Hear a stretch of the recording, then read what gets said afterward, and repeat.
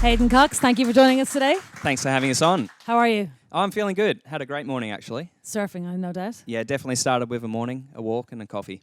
Lovely, Yep. lovely. Well, I have to I'm going to be straight up to start off with. I know very little about surfing. That's all right. I can guide us along that way. Yeah, I've never actually stood on a board. But I know you have, because your surfboards are being sold in 70 countries around the world. Yeah, you kind of pinch yourself sometimes when you see a photo or a post by someone and they're over in Lebanon riding one of your boards. Wow. It's like, whoa, okay, you surf over there too. It's really cool to see. So tell me about you designed your first surfboard at 15 years of age. Tell me about how that happened. Well, that came about because I was on my summer holidays. I had my board and I broke it. And for myself, I was working, part-time jobs at Woolworths and Pizza Hut, that kind of stuff. And I didn't really have that much money. So I was like, well, what's going to be the cheapest way to get a new board? And that was to build one myself. So I rang around the factories down on the Northern Beaches and found a factory in Mona Vale and went down there in my Easter school holidays and shaped a board. Well, it didn't come about that easily. I had to clean the whole factory. I had to kind of give the guy who owned the factory no excuse but to let me sort of build my board on the last day. So when you said I had no idea or I had no choice but to build your own board, did you, like in school, did you love art? Did you love engineering? Yeah, I was definitely really into like design and technology. I really enjoyed business studies. I was doing a bit of like CAD architectural sort of stuff on the computers, and I've always just naturally loved to build things, sort of pull things apart, like just kind of play around a fair bit, and I guess that's what I get to do a lot these days. Okay, so as I mentioned, I don't know a lot about the surfboard technology. So you came up with a technology called Future Flex, which you patented, and that was essentially, correct me if I'm wrong, you designed a carbon rail. So traditionally a surfboard has this wooden stringer go through the middle, and you invented a new surfboard which, instead of having that, had a carbon rail around the edge. Yeah, that's correct. Pretty much removing the wooden stringer, which creates like a flex pattern and the strength of the board along the centre, replacing that with more modern composite materials, which carbon fibre, EPS foam and epoxy resin. And I created like a parabolic carbon fibre frame which kind of creates a flex pattern like a tennis racket would sort of act. And so when you surf the board, the carbon flexes and returns back to its original state a lot faster than a traditional wooden stringer. So you're the first person to do this? Yeah, and that's why I went along and patented that concept. And that was a really interesting process because I had no idea about patents. It's pretty much the business from the start is I've had no idea about everything and had to learn along the way. And that's been part of the really fun and enjoyable process. But patents for me, no idea. Did a Google search and figured out you could do a Australian innovators patent. And that was kind of like a lower form of a patent, only sort of enforceable in Australia.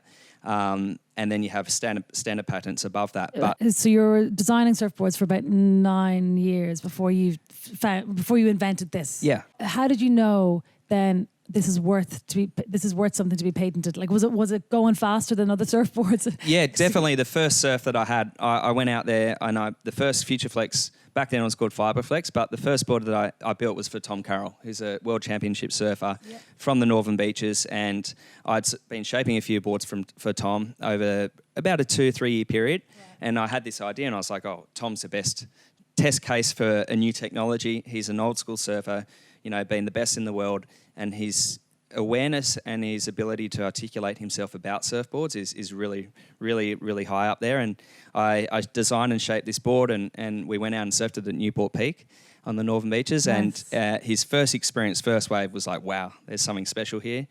Although it wasn't quite perfect, it was a little bit stiff, and I had a wave on it too, and I got the feeling of what was going on in that parabolic frame and the carbon fibre material creating that flex pattern. And I went on and refined it and got the carbon, down into a level, and I had to customise the materials because the materials weren't just off the shelf available to just slap onto the board. Had to go there and work with the suppliers and design how the materials were being created to then suit the concept of a parabolic carbon fibre rail. Wow. Yeah. Lots to it. I could go on for hours and hours about it. But that process of learning, that process of, pushing yourself to figure out new ways how to... And get something perfect. Yeah, and get it perfect. And that all comes from that experience that a surfer has with a board. Right. And I feel like that's, for my business in the industry that I'm in, is the surfboard plays such an important role in terms of the experience that a surfer is going to have. So for me, the whole business starts with the product and the experience the customer has with the product. And there was the added advantage then that it looked nice. So when they're out on the surf, it looks nice as well.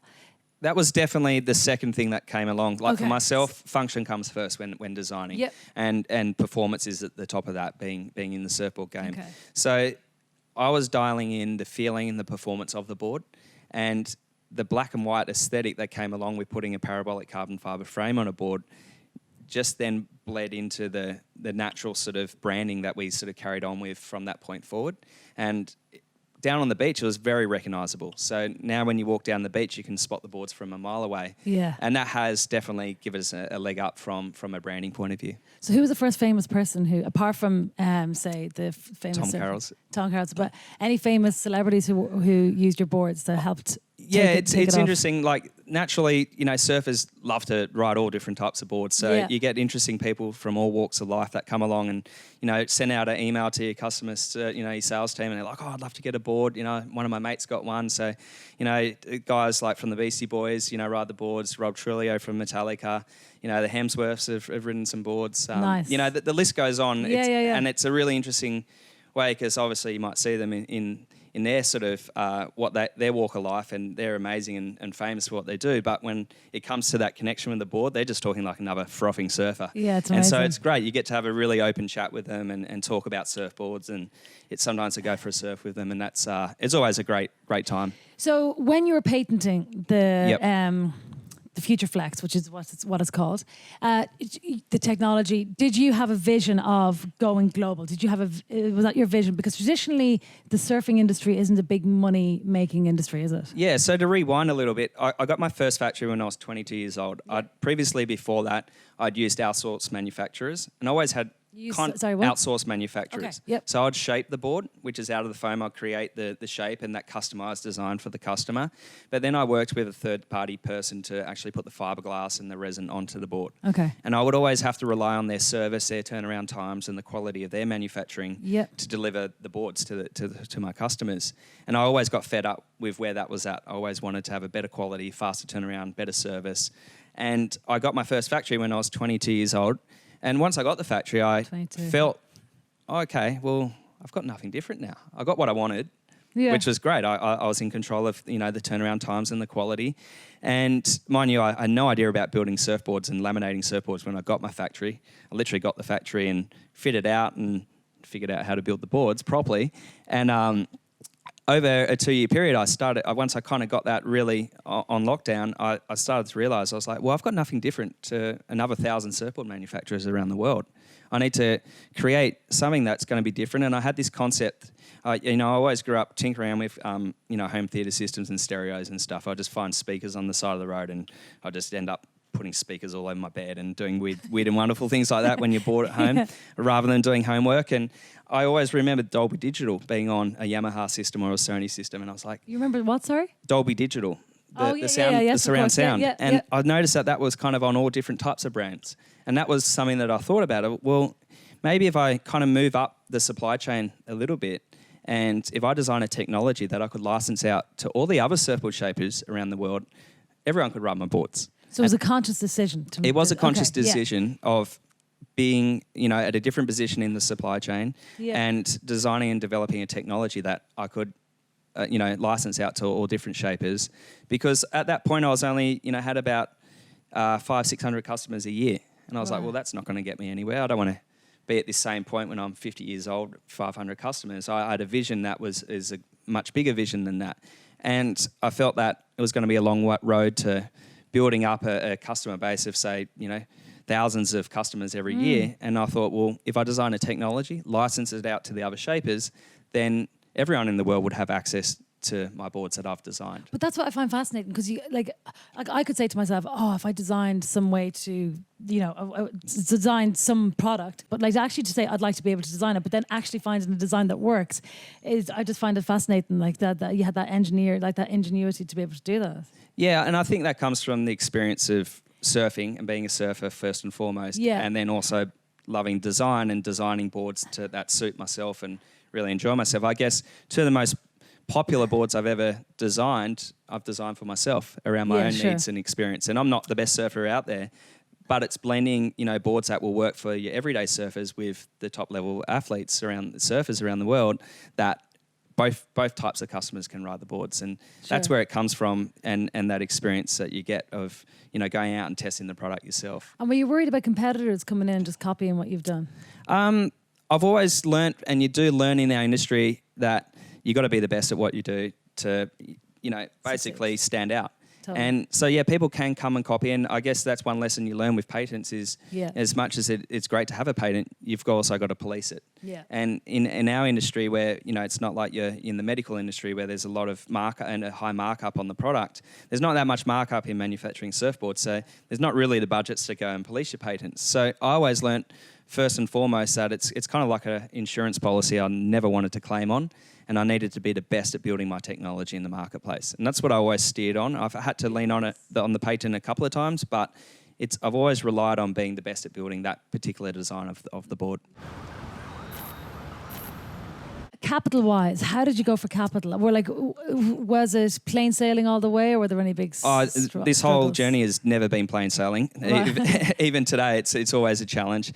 I'm proud that we are family owned. My wife and I run the business and own the business today, and that has brought a lot of cash flow and capital challenges along the way. I guess rewinding a little bit, like the concept of licensing the technology to other shapers also ended up being one of the biggest failures of the commercialization of the technology. The technology has also been one of the things that I've failed at in the greatest and almost sent me bankrupt in the past. But it's also been the thing that's also put me on the map as a shaper. So it's been a bit of the ups and the downs of the technology has been a really interesting lesson to learn along the way. And I guess...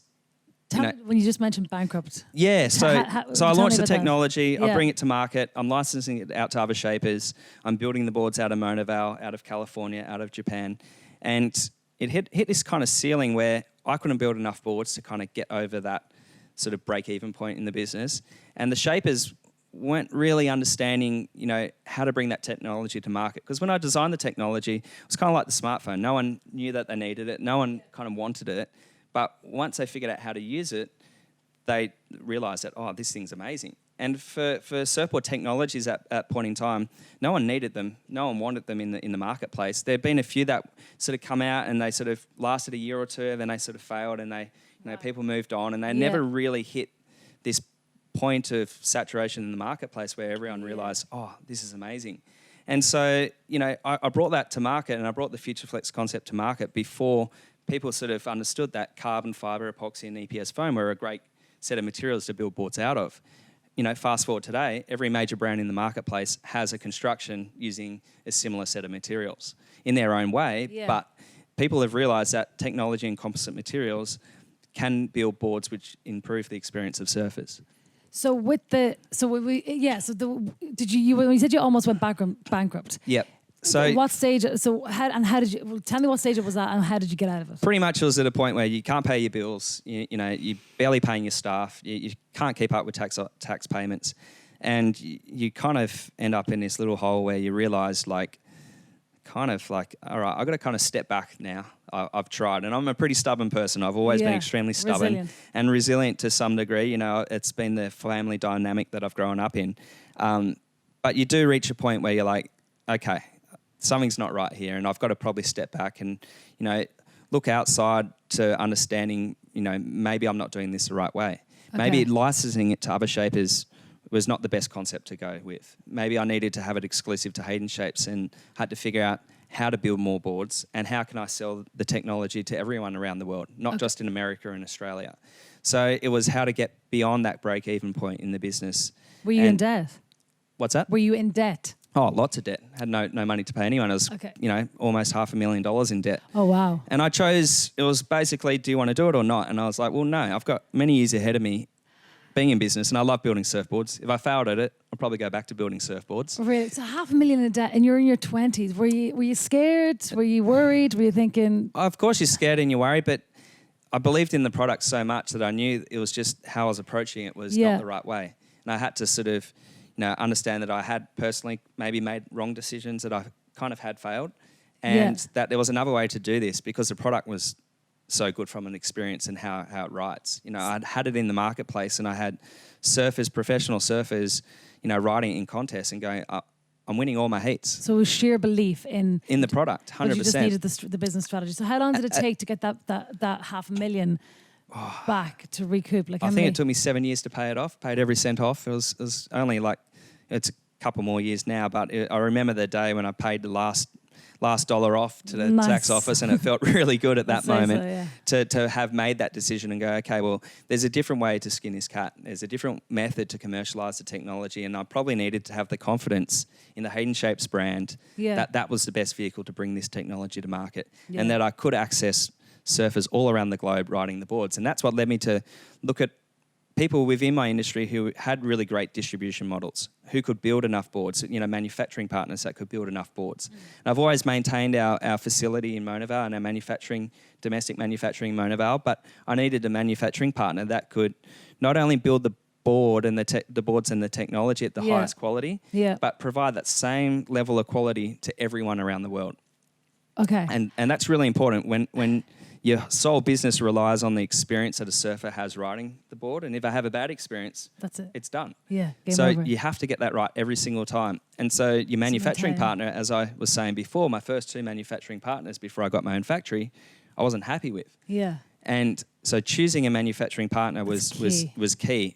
And I really had to back myself in partnering with a factory over in Thailand and being there and going there myself and showing them how I wanted my technology built out of the right set of materials. And that was really crucial. And an interesting story was I had to get them to destroy the first 700 boards. So you went over to Thailand and were on the ground? On the ground, working with a composite manufacturer who will build carbon fiber parts for the Audis and the Ferraris of the world.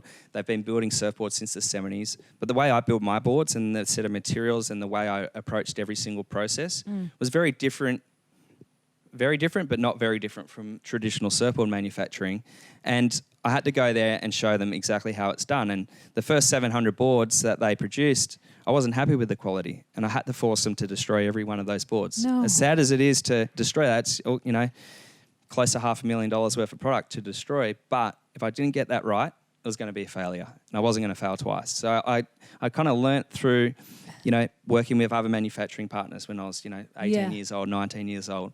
Running my own factory and understanding what I was good at or what I did right, what I didn't do right. And now I had to apply that to, scaling up the manufacturing and providing that same experience to every surfer around the world riding the product. So that growth spurt can be as difficult, as challenging as the downfalls. 100%. Your challenges that you face being in business will be just as challenging when externally everyone thinks you're doing great. Like, for example, when we're winning Surfboard of the Year twice in a row and over in America for the Hypto Crypto. Hypto Crypto. Yeah, that's the one. I like the name. For the Hypto Crypto Future Flex, externally, everyone thinks, oh, you're killing it. You're doing amazing. We're selling more boards than we ever have sold. But internally as a brand and as a company, we're struggling on the HR front. We can't keep up. Can't keep up with cash flow because we're still owned, self-owned, and, we don't have finance and people putting money into the brand. And so, those growth parts of the brand, we're growing 10,000% over a year, 2 years. And that's very challenging when manufacturing a product too. You mentioned you're in business with your wife. Tell me about being in a husband-wife business partnership. Oh, it's amazing. It's really given me a lot of confidence to understand what I'm good at and also how to improve on the things that I'm not great at. And I feel like we're a really, really great mix of the things that we both enjoy, our interests and our passions, as well as our skill set. And we really kind of let each other shine in the kind of areas that we're good at and what we care about.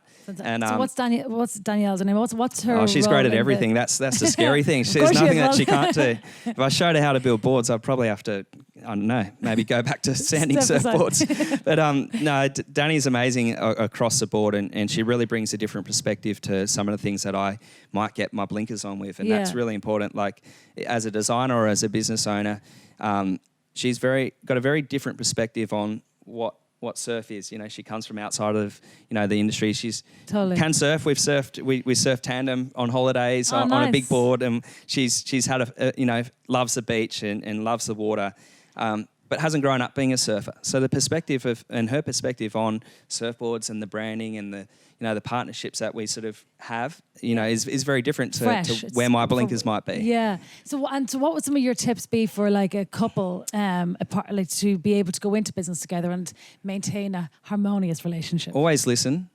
and but also speak your mind, and obviously respect each other, as well as give each other the time to let them go do their thing, and then sort of come together and sort of bring both of your sort of strengths together, yeah. and support each other when you're sort of dealing with a lot of challenges. So I think every day you're dealing with a lot of challenges being in your own business. Yeah. And that support network is something that's really important. I think Danielle supported me amazing from when I met her. I was pretty much bankrupt. So I was taking her on dates and I had $40 in my bank account.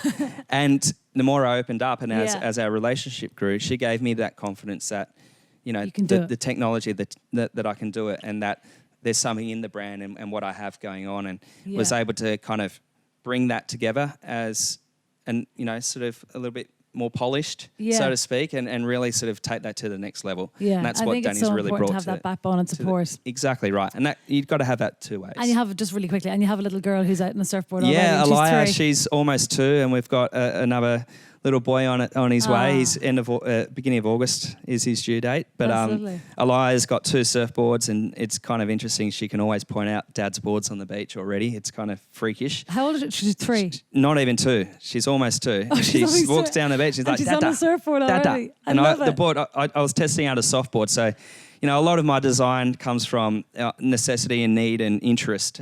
Probably interest is one of the biggest ones. And now that I've got, a daughter, I'm interested in learning surfboards and beginner boards, and, taking our Future Flex construction and putting that into, a board that people can learn to surf on. And I was testing out a prototype of a technology we were about to launch, and it was in the garage, just up against the trash, the bins and everything. And Elia's like, oh, Dada. And I was like, do you like that board, Elia? And she's like, yeah.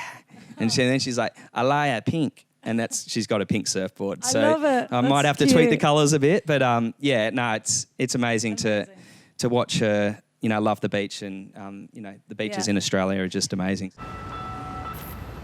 And that's the balance. You are 1 minute you are out like on the beaches in the surf culture, and then now you balance that out with working some of the biggest brands like Samsung. You're ambassador for Samsung, Audi, IWC. Yeah, there's IWC. some amazing partnerships that we've worked with over the years, and I feel that. How did you get into that? So were you approached first because of your design capabilities? Generally, it comes in all types. Sometimes we approach, and I guess it's all about the fit, and that's really important. Like, I don't take on anything that I'm not personally passionate about, and I'm not going to invest my heart and soul into. And those projects really start, they stand out when you really care about them. And so all the partners that I have, like, I'm generally personally really interested in what they do as a brand, in how they approach their industry, and I learn a lot from those partnerships. So what exactly are you doing with them?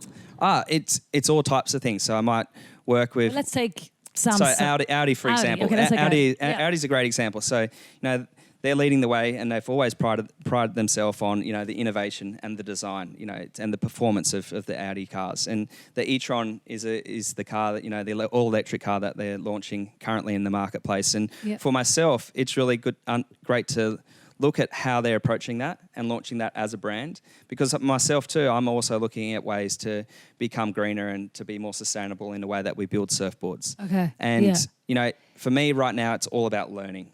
I've built a few prototypes, and we've got a couple little, partnership little things going on where I've got an eco board that was sort of taking out and showing people about and giving access to being able to win the board or ride the boards. What really does it mean to replace carbon fibre with another material? Is it actually more sustainable, or is it greener? Is it using less energy? I think it takes a lot of learning from, to understand the materials and the processes of the supply chain to then design the product that's not going to compromise on the experience. And that's where I'm at. I'm trying to recreate the FutureFlex technology in a greener way. But for me, I feel that as a manufacturer, reducing the waste, using green power, as well as making the product last longer are three ways that we've already implemented as a brand to start on that path. So working with a partner like Audi, they're doing an amazing job with the e-tron. Cool. They're winning, the Formula E with the highest level of electric cars that they can produce. So you're constantly innovating, constantly designing. Like, how do you stay? Like, what does your day look like? How do you stay creative and innovative? That's the easy part. Just going out and surfing and like thinking of like ways to improve. I'm generally pretty critical about the boards that I ride. So I'm judged them pretty damn quickly. I'm probably my own biggest critic when it comes to boards. So when people tell me, or my athletes say, I didn't really like that board, I'm probably already felt it and kind of judge myself on that. But the partnerships bring an outside perspective and a way for myself to learn and to develop as a person and as a designer. And I really enjoy learning about other disciplines of design. I still apply the same way that I design surfboards to those projects, but it's learning about a new set of materials, a new manufacturing techniques, and I really love to be hands-on when I'm working on these projects because that's my way of learning. Well, because if you're constantly innovating, so what would your advice then to kind of companies be to companies are constantly trying to be more like to stay innovative? What would your personal advice be? It comes from passion for the product and using the product, because that's where if you're using the product, you see the opportunities to improve it. You see the opportunities, to make it different or to, I guess change it. And sometimes they're not as obvious as others, but, being, a passionate surfer and, applying my experience of riding the boards is where it really does start. Yeah. As well as then knowing that you can always, I learnt this sort of from Jim Gennard, the founder of Oakley, and he always feels that, basically every product can be designed better. It's just a matter of when and whom. And that's a quote that I have in my book. And he's an amazing innovator. He's got over 700 patents. He took Oakley's his dog's name. Wow. And he took Oakley from a brand where he was a sales rep and he just thought there was an opportunity to make the product better. And he's gone and did that with Oakley, and now he's doing it with Red cameras. And he's an amazing person, the way he thinks and the way he believes in that, products can be made better. Well, it's interesting when you say that, because it's a good quote, because you're thinking every product can be designed better, because often you say, people have done it already. What could I bring? What could I do that's better? So constantly keeping that in your head will help you stay. And that comes from experience. Like the reason why Jim wanted to get into cameras is because he shot a lot of the Oakley campaigns. Sure. Yeah. And, he was passionate about photography. And he's like, I can make the camera better. Surely we can make this better and at a cheaper price. And so that's where I really like to, it's my own personal experiences. It's through the collaborative projects that we work on and the partnerships that we have that I learn new things. And then I really love to apply that to surfboards because, it's what I really do love. Yeah. And so you are designing, so your new collaborations at the moment, and you're designing things, new software, wearables. Tell me about that. So Westpac, that was a really exciting project. I got approached to design a range of accessories that you could tap and pay with. So, Australia as a country is, the leading country when it comes to, contactless payments. Yeah, and so it only makes sense that we're leading the way in terms of like the diversity of the products that you might be able to tap and pay with. Yeah. And so I designed a range of 5 different products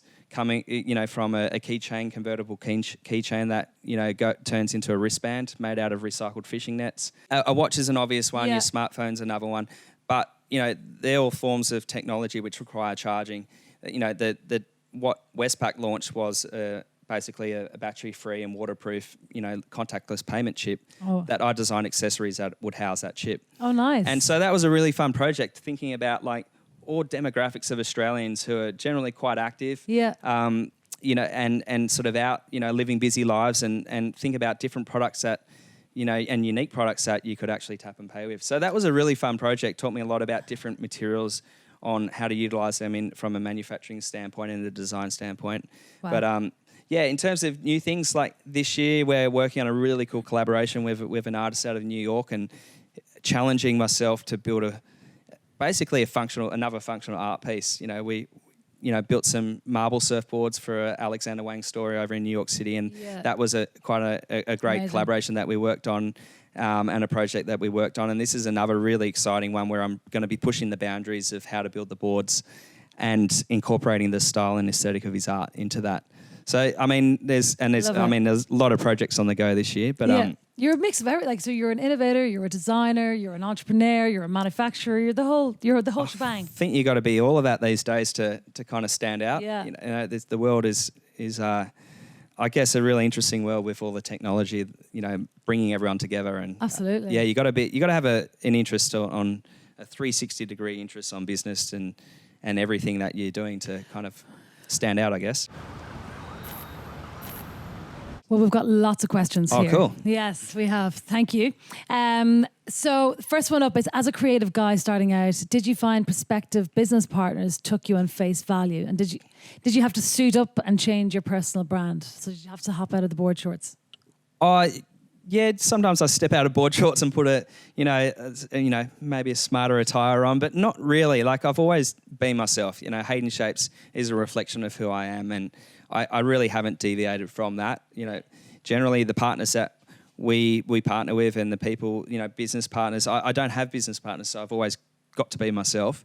I've generally, you do have to understand and read situations and know, how to approach certain conversations. But I guess if a manufacturer like Westpac knows there's a surf guy coming in, they're not expecting you to be in a suit. I will look. I won't rock up in thongs and have resin and dust all over myself to a meeting like that. Fair enough. Which is how I can look. Every day I look like this right now, and then this afternoon I'll be in the shaping bay and I'll be dusty. I'll have resin around. It's a different environment. So nice. Environmentally, a lot happens in each day for myself. Fab. You mentioned performance and function are the most important things to your business.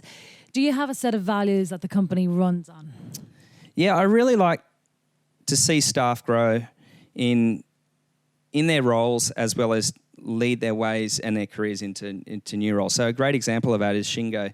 I sponsored him as a Japanese person over here studying, and I taught him how to build boards, and he's grown and as a person, and he now distributes our boards over in Japan. Yeah. So he's worked with me since I got my first factory at 22, so 15, 16 years. Wow. And I really like to see our staff How many staff do you have? Internally, we've got just over 30 staff. Across Australia and then over in the US with our base over there. But we partner with, obviously, a factory over in Thailand, and we have distribution partners around the world. So the network of people we work with is a lot bigger than that. Yeah. But for me, I really like to see people, take on their passion, their interests within our business and excel and do it for themselves, because that's how I've kind of approached it all. So I don't like to babysit or micromanage too much. I really like to kind of give direction and see them flourish. Bring out the best. Yeah, it's really exciting when that happens. What has been your biggest challenge to date since inception of Haydenshapes? Oh, challenges. I'm throwing challenges every single day, but the biggest ones were probably overcoming that point in time where the technology, which I knew was so unique and special and made a difference to who I was as a shaper, and for the surfers that were riding my boards, it was uniquely different. That being one of my biggest failures, and overcoming that and having to step back and understand that I have to be resilient enough to find a different way, and I've got to stick it out. That was probably one of my biggest challenges. Yeah. I'm probably forgetting about a million other challenges, which is along the way, but that was probably one of my biggest moments. Because even when things weren't going well, just to be able to stick with that vision, having that resilience. Yeah, well, the vision had to change slightly. It wasn't that Dolby Digital licensed it out to all the other servers, which I was kind of a little bit blinkered on. Yeah. And I had to kind of step back from that and go, okay, well, there is a different way. And I need to be confident in my boards and my shapes and designs and take those global. Brilliant. Do you have any mentors? That's a really interesting one, because I feel like I've never necessarily had one-on-one mentors, but you've always got access to mentors, and it's up to you to find those and search those out. There's a lot of different materials that you can read up on. Like Jim Gennard is, for me, a mentor from afar. So he's your inspiration, is it? Inspiration, and you can understand and watch how they approach their decision making with their businesses and their brands, and watch how they do it.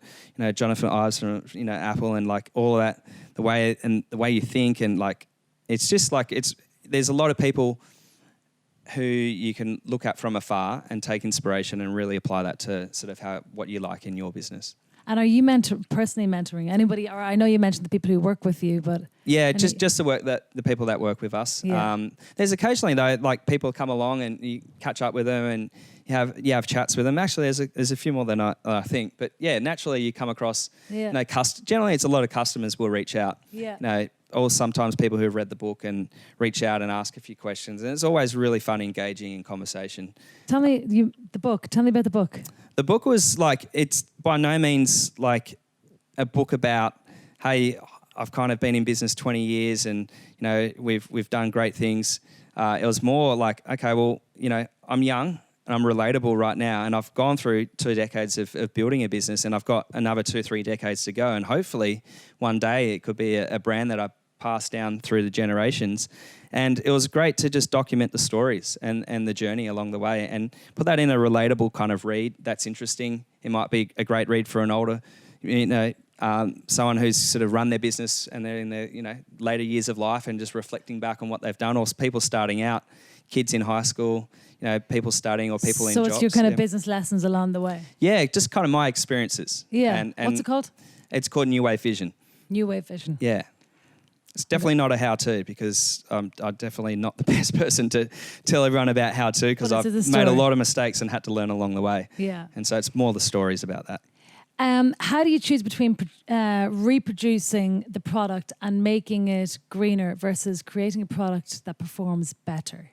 So this is kind of going back to the environmental. Well, like I said, I'll never compromise on that performance. So that's what makes it more challenging. There's a lot of ways I could build a board right now which are greener, but they're sacrificing a major part of the performance, and that doesn't fly. Because the surf industry is under fire in terms of like environmental impact. I don't know why. I don't know. I haven't heard that we're under fire, but every industry can get better, and I think the conversation in the world today is that we need to become greener, and we need to figure out ways to be more sustainable and basically future-proof, the earth and how beautiful it is. And, being surfers, we're in the ocean all the time. So it makes sense for us to be quite conscious about what we're doing on that front.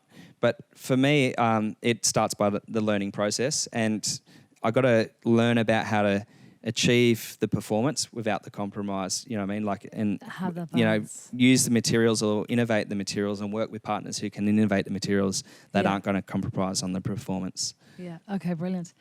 And so product experience is always an essential ingredient to success. How did you go about validating this could work at scale and it wasn't just a super niche market? I didn't really validate that. That was just, this board feels really good to me. Yeah. And, Tom Carroll was like, oh, that feels really special. And then the next person, rides it and they give you feedback, and you literally build board by board. And that's been the way, it's been since the start. It's been from one board to the next. Yeah. And it still is going to be in the future today. It's not like, it's generally how it kind of works. And yes, I have a business of a size today that when we have an idea, we have bigger challenges because we do need to supply that to a bigger audience and more customers. So yeah, there's a lot more consideration is if we launch an eco board, how can we build that? Like the prototypes that I've built are so technical to build that probably only 1 or 2 people in my factory could actually physically build them. Yeah. So we can't scale that up. So I've got to figure out the manufacturing challenges to then scale that up. So sure. it is a bit different today, but... constantly evolving. Yeah, it's constantly evolving, and I don't necessarily, test the waters too much. We kind of dive in and just go head first in a lot of projects. I love it. Yeah, figure it out retrospectively. That's fantastic. Yep. Well, Hayden, an innovator, a designer, an entrepreneur, a manufacturer, and an author to add to it all. But thank you very much for joining us today. It's been a pleasure. Thanks a lot. Thanks. Cheers.